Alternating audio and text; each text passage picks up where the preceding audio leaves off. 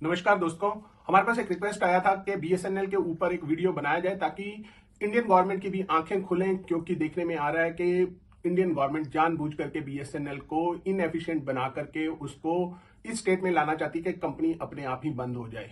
तकरीबन 5 महीने पहले से उन्होंने 52 प्रॉपर्टीज बीएसएनएल की बेचने के लिए डिटेक्ट कर दी हैं, जो कि मुंबई और दिल्ली के पॉश एरियाज में हैं। तो देखने वाली बात है कि इन्होंने 2020 में बीएसएनएल का एक वीआरएस भी लेकर के आए, जिसके अंदर तकरीबन 80,000 लोगों ने वीआरएस लिया। और अब ये नई भर्ती बंद कर देंगे और जैसे जैसे पेंशन पे जाते जाएंगे ये वाली कंपनी बंद हो जाएगी। पर गवर्नमेंट को इस चीज पे ध्यान देना चाहिए कि ड्यूओपोली मार्केट जो इस समय चल रही है, जियो और वोडाफोन, उससे मार्केट को खतरा रहता है। और जैसे ही इस चीज को गवर्नमेंट ने रियलाइज किया, उन्होंने वोडाफोन के अंदर अपने पैसे लगाने शुरू किए कि चलो कम से कम ड्यूओपोलो से कम 3 पार्टिसिपेंट मार्केट में हो जाएंगे। ये तो वो बात हुई कि अपने घर के बच्चे को आपने पढ़ाना बंद कर दिया और बाहर के बच्चे को जाकर के या पड़ोसी के बच्चे को जाकर के आप पैसे देने के जा बेटा तू पढ़ ले। और वही केस वोडाफोन के साथ हो रहा है कि गवर्नमेंट उसके अंदर पैसा इन्फ्यूज कर रही है। अब गवर्नमेंट को यह देखना है कि क्या हमें बीएसएनएल से बिल्कुल ही आउट हो जाना है या टेलीकॉम सेक्टर से बिल्कुल बाहर हो जाना है। तो एक चीज इनको समझना पड़ेगा कि आने वाला टाइम 5G या टावर से हट करके हो जाएगा सैटेलाइट बेस्ड सिस्टम। और ट्रंप की विन के साथ ये अब बहुत ही मुमकिन है कि इलॉन मस्क इंडिया के अंदर आए और अपना स्टारलिंक प्रोजेक्ट लॉन्च करे। स्टारलिंक वो प्रोजेक्ट है जिसके तहत सारा कम्युनिकेशन नेटवर्क और इंटरनेट आपको सैटेलाइट के माध्यम से होगा। तो जियो यानी कि मुकेश अंबानी भी इस चीज से बहुत डरे हुए हैं और वो भी गवर्नमेंट पे दबाव डाल रहे हैं कि इलॉन मस्क इंडिया के अंदर नहीं आना चाहिए, क्योंकि उन्होंने जितना पैसा 30 से 40 हजार करोड़ रुपया जो जियो के इंफ्रास्ट्रक्चर में लगाया है केबल नेटवर्क में, वो उनका बर्बाद हो जाएगा। दूसरी देखने वाली बात है कि अमेजॉन भी इस समय एक प्रोजेक्ट ऑन सिमिलर लाइंस लेकर के आ रही है, जो कि लोअर ऑर्बिट सैटेलाइट लिंक के तहत होगा।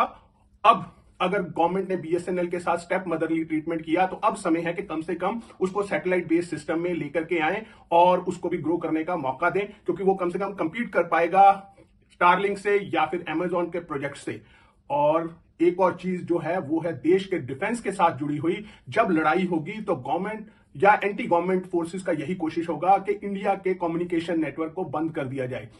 मैं आपको याद दिला देना चाहता हूं कि कारगिल के दौरान हमारा ग्लोबल पोजीशनिंग सिस्टम जीपीएस को अमेरिका ने बंद कर दिया था और उसी के तहत वहां पर जो लड़ रही सेना थी वो जीपीएस डाटा का इस्तेमाल नहीं कर पाई थी। तो ये कोई नई बात नहीं है, वी हैव प्रेसिडेंट्स एग्जिस्टिंग। और इस चीज को मद्देनजर रखते हुए हमें गवर्नमेंट की इस एजेंसी बीएसएनएल को इसलिए कम से कम जिंदा रखना चाहिए and on the four front with the best technology, कि कम से कम ये डिफेंस के लिए इंफ्रास्ट्रक्चर तैयार कर सकती है, उनकी कम्युनिकेशन के लिए, क्योंकि अगर हमारी फोर्सेज मजबूत होंगी तभी हमारी देश की सीमाएं मजबूत हैं। तो हमारा रिक्वेस्ट गवर्नमेंट से यही है कि अपने घर के बच्चे को बर्बाद मत करिए और उसके ऊपर जरूरत है तो पैसा लगाइए, क्योंकि ये अगर आप डीपली देखेंगे बीएसएनएल हमें हमारे डिफेंस में मदद करेगा, हमारे कम्युनिकेशन नेटवर्क को सिक्योर करेगा। क्या एज डिफेंस फोर्सेस हम अपने कम्युनिकेशन नेटवर्क को वोडाफोन, रिलायंस या स्टारलिंक को देना चाहेंगे? बिल्कुल नहीं। तो as a main thrust to the national governance and defense, BSNL should be given another and give it the technology and they will deliver. वो चाहते हैं